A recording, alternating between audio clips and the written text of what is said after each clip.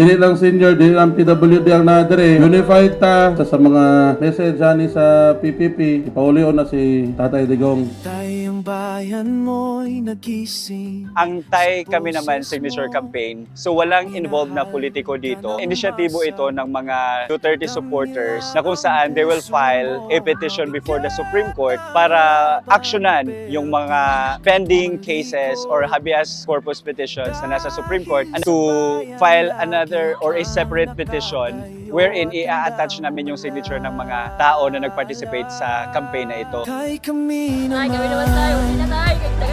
Tayo. kami naman ang sasalo. Tatayo sa tabi mo. Kami ang magiging lakas at siligan mo. Pagmamahal namin ay di magbabago. Kasama mo ang Pilipino dahil hindi ka iwan. Ay kami naman.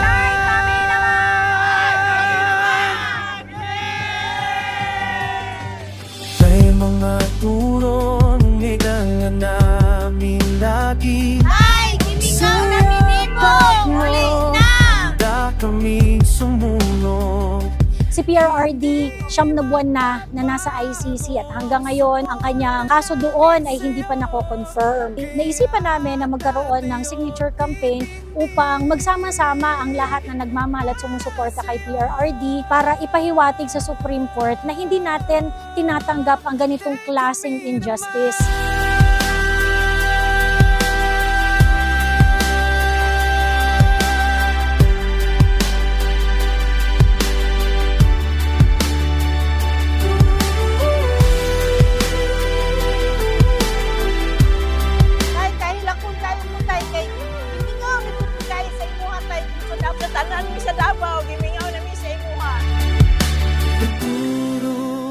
Kay kami naman ay pagpapahiwatig ng pasasalamat kay PRRD sa kanyang pagmamahal sa Pilipino at sa buong bansa. Siguro it's about time naman na lumabas at ipakita ang kanilang pasasalamat at pagtatanggol sa tao at sa presidenteng tunay nagmamahal sa bansang Pilipinas.